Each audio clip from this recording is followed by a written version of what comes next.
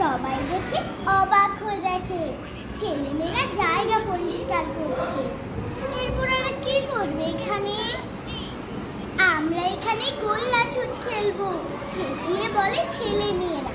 রিমা বলে গোল্লা ছুট খেলবো, আর তার আগে ঝাড়ু কাজ। খেলার জায়গা পরিষ্কার হওয়া দরকার, সুন্দর হওয়া দরকার। ছেলে মেয়েরা বাড়ির পাশে ফাঁকা জায়গাগুলো পরিষ্কার করে, গোল্লা ছুট খেলে। এতে মনোরম হয়ে ওঠে পুরো গ্রাম।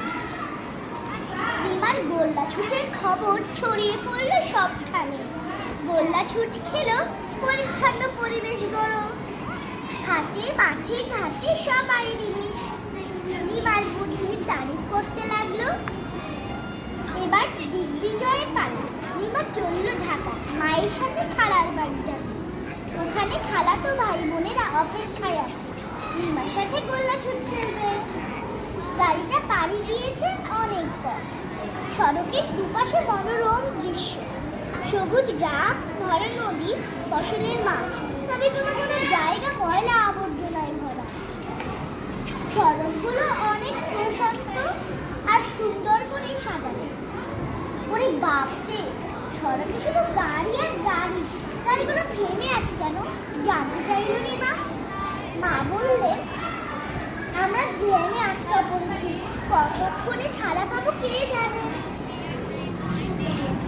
ঢাকার ভেতরে ঢুকে রিমার খুব মন খারাপ হলো। সড়কের পাশে একটি ফাঁকা জায়গা, তবে বেশ নোংরা। থেকে থেকে দুর্গন্ধ ভেসে আসছে। গাড়িতে নাক চেপে বসে আছে সবাই। খালার বাসায় এসে হাত মুখ ধুয়ে নিল। কিছুক্ষণ বিশ্রাম নেওয়ার পর রাফি দ্বিতীয় ঘিরে ধরল। গোল্লা ছুট খেলবো, গোল্লা ছুট খেলবো। এবার ঝাড়ুগুলো দেখতে লাগলো। বেলকনিতে এসে দাঁড়ালো।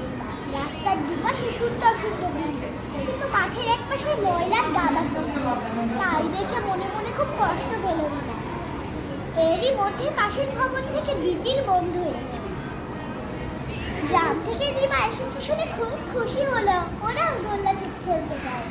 রিমার সাথে সবাই মিলে ঝাড়ু দিতে লাগলো, আর একসাথে বলতে লাগলো, গোল্লা ছুট খেলবো, আর তার আগে ঝাড়ু কাজ করে দিলি নতুন ছুট গোল্লা ছুট খেলবো। আর বেশ পরিষ্কার হলো জায়গাটি। ছেলে মেয়েরা গোল্লা ছুট খেলছে। তাদের এই নতুন কাজে দেখে সবাই মুগ্ধ। কি চমৎকার! এভাবেই পরিচ্ছন্ন হতে পারে আমাদের